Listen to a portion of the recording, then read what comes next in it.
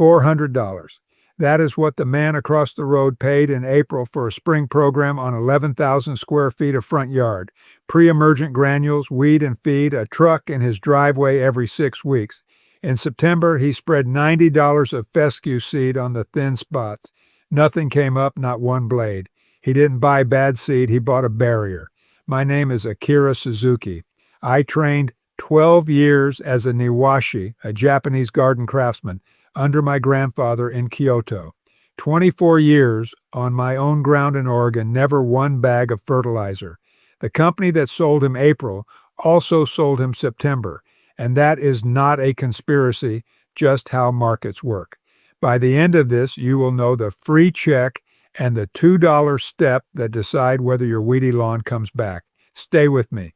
Let me start with what most folks get wrong, because it is the reason so many reseeding jobs fail before the bag is even open. You look at the dandelions and the clover and the flat mats of creeping ground ivy, and you decide the weeds pushed your grass out. That is backwards. A dandelion seed needs 3 things to become a dandelion plant: bare soil, light landing on that soil, and no roots already drinking there. In a thick stand of grass, that seed lands on a mat of blades 4 inches thick, and the light stops at the top of the mat. The seed sits in the dark. It dies where it landed. Weeds do not invade healthy ground. They occupy ground that opened first. So when you stand at your window looking at a lawn that is 60% weeds, you are not looking at an invasion. You are looking at a record of every place your grass gave up. The strip along the driveway that bakes at 2 p.m., the path the dog wore to bare dirt by the gate, the shady corner under the maple where nothing has grown since 2019. The weeds came second. They are the receipt, not the purchase. Why does this matter so much? Because it decides where your money goes. If you spray everything dead and stop there, you now have bare soil. And bare soil is the exact surface a weed seed wants. One season later, you are back where you started, minus the cost of the herbicide. In my grandfather's shed at the temple in Higashiyama, on the east hills of Kyoto, there was no sprayer. There was a kama, a short-hand sickle, a bamboo broom, a wooden sieve, and a bucket of sieve sand. 4 tools for a garden that had been kept 400 years. The whole method came down to one habit repeated: never let the ground be empty and lit. That is the same job you have in front of you this fall. You are not killing weeds. You are closing a roof. Now, how did an entire country end up mowing a plant that fights it? That part is history, and the history is specific. The open front lawn is not American, and it is not old. It came from English and French estates in the 1700s, where grass kept short across many acres proved one thing about the owner. He had land he did not need to farm, and men with scythes to cut it. Lancelot Brown, the landscape designer they called Capability Brown, ran that look across English country houses for 40 years. Sheep and scythes did the mowing. Rain did the watering. In 1870, an American named Frank J. Scott published a book on beautifying suburban home grounds, and he argued that a smooth, open, unfenced lawn in front of the house was a man's duty to his neighbors, not his pleasure, his duty. That sentence is the seed of every homeowners association letter that has ever landed in your mailbox. Then came the war, and the war changed the chemistry. 2,4-D, the broadleaf herbicide still sitting in most American garages, came out of wartime plant research and reached the public market in 1945. Scotts had already sold the first bagged lawn fertilizer, Turf Builder, in 1928. In 1947, William Levitt began building Levittown on Long Island, and the deeds came with instructions: mow the grass once a week between April and November, 17,000 houses, 1 approved surface. So inside about 15 years, a farm country nation was handed a European aristocrat's lawn, a synthetic nitrogen bag to force it, a selective poison to defend it, and a legal document telling it to cut the thing every Saturday. Here is the part that should sting a little. The zoysia grass sold across the American South came from Japan. The United States Department of Agriculture brought Zoysia japonica in from Asia, in 1895, and the USDA and the Golf Association released the Meyer variety in 1951. In Japan, we call that grass Shiba, and we use it in patches framed by stone, moss, gravel, and swept earth, never as an unbroken carpet from the street to the back fence. Why not? Because a 100-square-foot patch of Shiba can be kept by hand, and 40 million acres cannot. That 40 million is not my number. It came out of satellite work published in 2005 by the researcher Christina Malesi, and it made turf grass the largest irrigated crop in the United States. Bigger than corn. You did not choose that. You inherited it. But you are the one paying the maintenance bill on it, and this fall you can start paying less. So let me give you the mechanism and then the $2 step. When we repair a patch of Shiba in Japan, the last move is always the same, and it has its own word, mesuchi, which means dressing soil, a thin skin of fine material brushed over the seed and into the low spots. On sand-based ground, we use masuna, dressing sand, sieved through a wooden frame until it runs like flour. My grandfather sieved his by hand. I sieved mine through hardware cloth stapled to a scrap frame, which cost me $9 to build and has lasted 11 years. Think of it as a dusting of flour over dough, not a layer of dirt, a skin. The dressing does 3 jobs at once.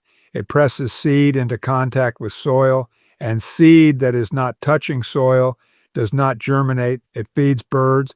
It holds moisture in the top ½ inch where a germinating seed lives and where it will die if that ½ inch dries out one time. And it shades the seed just enough that the surface does not cook on a bright September afternoon. Every American gardening video tells you to do this with a bag of topsoil. That is where the season is lost. Bagged topsoil is screen dirt, and screen dirt carries viable weed seed. There is no requirement anywhere that a bag of topsoil be free of it. So you spend a spring fighting dandelions, you finally reseed in September, and by late October, the repaired patch has sprouted a crop of weeds you have never seen in your yard before. You did not fail. You planted them. You paid $6 a bag to plant them. The Japanese answer to this is older than the American lawn. Heat-treated soil, yakitsuchi, meaning burned earth, has been used in Japanese seedbeds for generations because fire kills what is dormant in the dirt. You do not need a fire. You need a sterile dressing, coconut coir. A compressed brick runs $2.50, swells in a bucket of water to about 8 quarts, and covers roughly 40 square feet at a 1/4 inch. Sphagnum peat does the same job for about the same money. Both are sterile. There is no weed seed in them because nothing has grown in them. I ran this on my own ground in the fall of 2019 because a client did not believe me. 2 patches, 3 feet by 3 feet, same seed, same day, same water. One dressed with bagged topsoil, one with a soaked coir brick. 6 weeks later, I counted what came up that was not fescue. The topsoil patch, 41 weed seedlings, mostly chickweed and annual bluegrass. The coir patch, 3. Same seed, same water, $2.50 apart.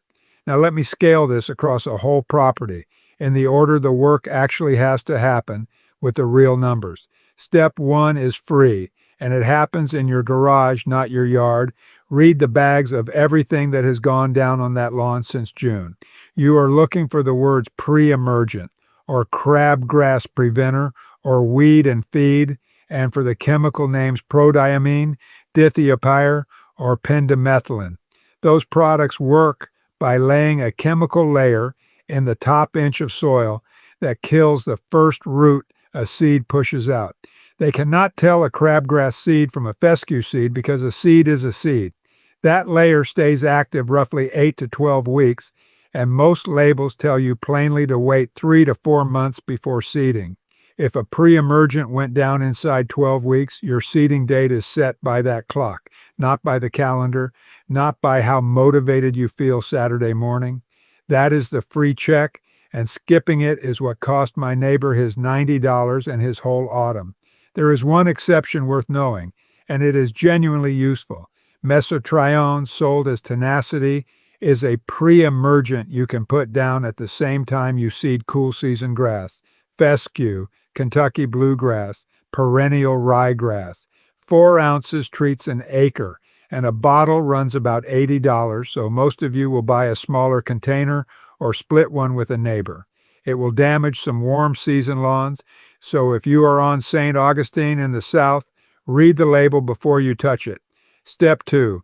If you sprayed a broadleaf killer on the dandelions and clover, count 4 to 6 weeks before seed goes down. Most labels say 3 to 4. Some newer ones break down faster. Read yours. Step 3 is a screwdriver. Push a long one into the lawn. In decent ground, it slides in 4 inches with the weight of your hand. If it stops dead at 1 inch, your soil is compacted, and seed spread on compacted ground is money on gravel. Rent a core aerator. In my county, it runs $78 for 4 hours, and you want the machine that pulls plugs, not the spike shoes that shove the compaction sideways. Then here's the piece almost nobody connects. Those thousands of holes are seed pockets. Aerate, seed the same day. And each hole holds seed in the dark, in contact with soil, shaded from wind. Step 4 is seed, and the cheapest bag is cheap for a reason. Turn it over and read 2 lines, the crop and weed seed percentage and the species list. If you see annual ryegrass high on the list, put it back. It germinates in 5 days, looks magnificent for 6 weeks, and dies. A $50 bag of named turf-type tall fescue covers about 2,000 square feet at overseeding rate and will still be there in 2031. Step 5 is the $2 dressing, 1/4 inch, sieved, brushed in with a stiff broom. Then you water like a seed, not like a lawn, and this is where the most careful people I know still lose the whole planting. An established lawn wants deep water twice a week because that drives roots down.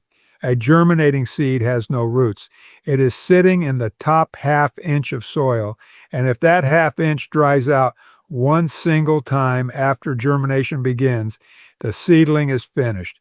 There is no bringing it back with more water tomorrow. So for 2 weeks, you go light and often, 10 minutes 3 times a day in warm weather. You are not filling the soil. You are keeping a wet cloth from going dry. Then you switch hard to deep and infrequent once you have mowed the new grass twice. That switch is what pushes roots down 8 inches instead of 1. And it is the difference between grass that survives next August and grass that browns off in the first hot week of July. Now, let me tell you plainly, who profits from you not knowing the order of these steps? Because the pattern is not hidden and it is not personal. A 4-step lawn program in this country runs between $45 and $85 a month, so call it $600 a year on a suburban lot. The first application is pre-emergent, and it goes down in April because April is when you look out the window and feel bad about your yard. That timing is correct for crabgrass.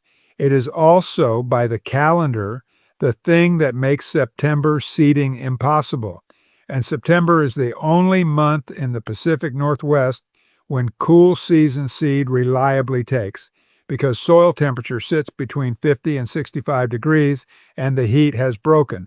So the spring product creates the fall failure, and the fall failure sells the spring product again. Nobody had to plan that. It is what happens when a company sells applications rather than outcomes, and it is not a conspiracy, just how markets work. Look at the whole structure once. Sod farms sell you a monoculture that has 1 root depth and no genetic variety, so it thins under drought stress. Fertilizer companies sell you soluble nitrogen that pushes fast top growth and shallow roots so it thins faster. Herbicide companies sell you the fix for what fills the thin spots. And the irrigation industry sells you a system to keep the whole arrangement alive. Outdoor watering runs close to 9 billion gallons a day across American households by the Environmental Protection Agency's own accounting. Each company solves the problem the last one sold you, and the bill does not stop at your property line. The United States Geological Survey has found pesticides in more than 9 out of 10 urban streams it sampled. My town sits on the Willamette, The chemicals do not evaporate at the sidewalk. Meanwhile, a $2 Quire brick, a $9 sieve, and a screwdriver you already own have no subscription attached to them, and no company on earth has a reason to advertise them to you. That is the whole complaint. Not that anyone is evil, that the products are sold in the order that is profitable rather than the order that works. So here is the highest leverage move in this entire video, and it is free. And it takes 10 seconds, and almost every homeowner in America does the opposite every single week. Raise your mower. Go back to the mechanism from the beginning. A weed seed needs light on soil. Now think about what a mowing height actually controls. At 1.5 inches, you have opened the canopy and sunlight reaches bare ground between every blade. You have not cut your grass. You have built a germination bed for every weed seed in the neighborhood, and you rebuild it weekly. Set the deck at 3.5 to 4 inches, and the grass shades its own soil. Same yard, same seed pressure. The seeds simply never get the signal to open. I measured this on my own ground in August of last year with an infrared thermometer at 2 p.m. My neighbor's sod, cut at 1.5 inches, 118 degrees at the soil surface. My fescue at 4 inches, 91. My wife's moss bed under the maple, which has never been watered by a machine, 74. 27 degrees of difference between two lawns on the same street, from a lever on the side of a mower, and it compounds, which is the part that matters most. Taller blades feed deeper roots. Deeper roots reach water in July. Grass that holds through July does not thin in August. Ground that does not thin in August has no bare soil in September, and September is when the weed seed for next year gets its chance. That is what my grandfather meant by closing the roof.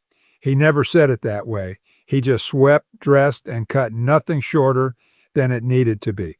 Most people mow low for two reasons.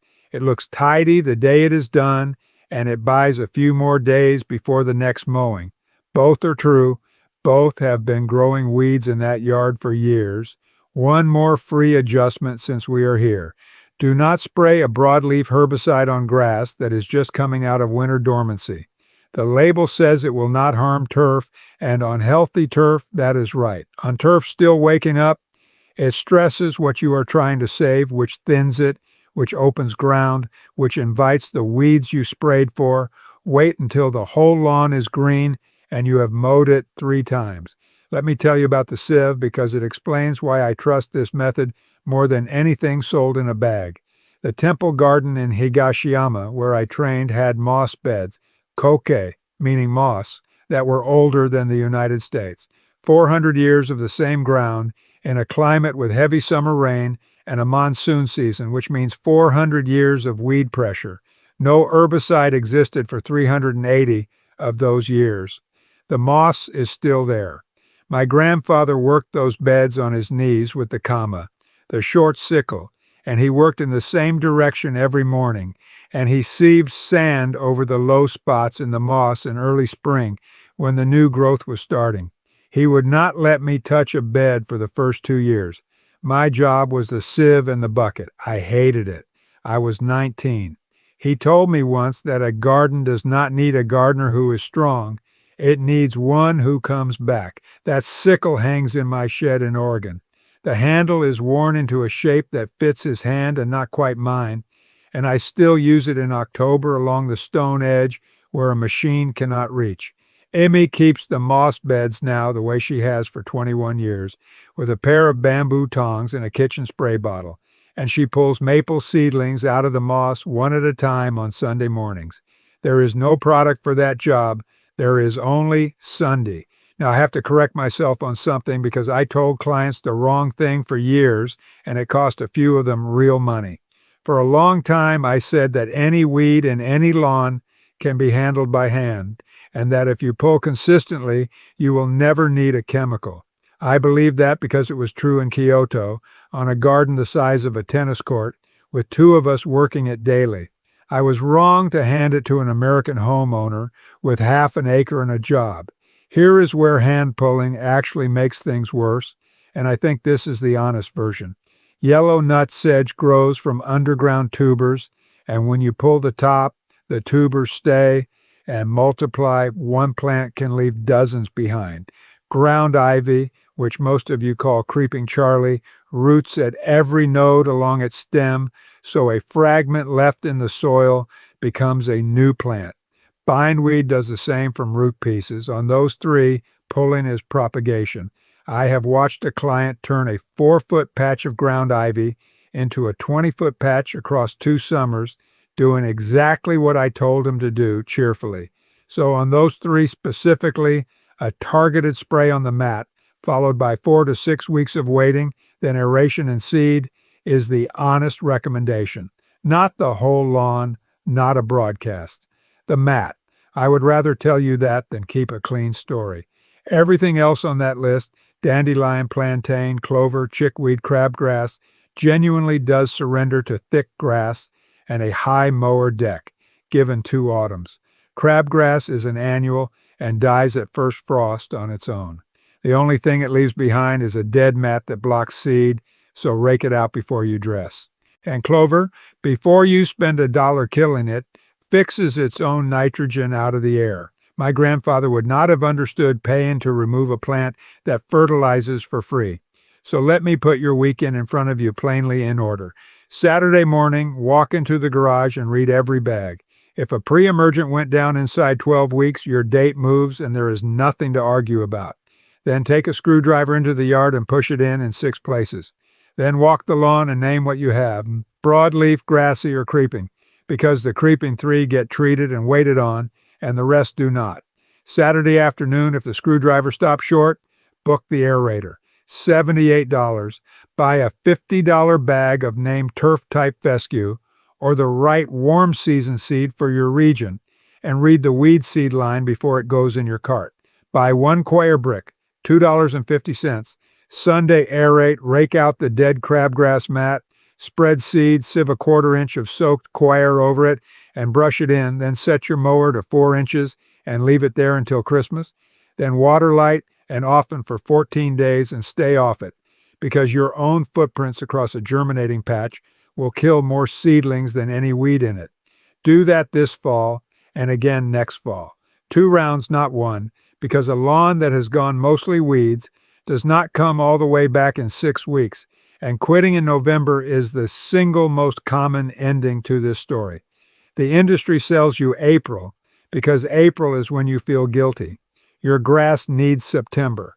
That gap is the whole business model, and now you can see it. Here is what you are buying with a weekend and about $130. Next June, you walk out barefoot at 7 in the morning, and the ground under your feet is cool and springy instead of hard, and there is dew held in 4 inches of blade instead of running off bare dirt. You do not hear a sprinkler. You do not smell anything. And when you kneel down and part the grass with your hand, you cannot see the soil at all. That is what winning looks like. No soil visible, no light getting through, nothing for a seed to land on. Now tell me something specific in the comments because it changes the plan completely. What is the dominant weed in your yard right now? Dandelion, clover, crabgrass, or creeping Charlie? If it is creeping Charlie, say so plainly, because that one I will not tell you to pull. And next time I will show you what my grandfather did. The summer, the temple's moss beds went brown in a drought year, when the well was restricted and he was forbidden to water. He did one thing with a broom, and the moss came back green in 11 days. I have used it on client lawns in August ever since, and I have never once seen it in an American garden.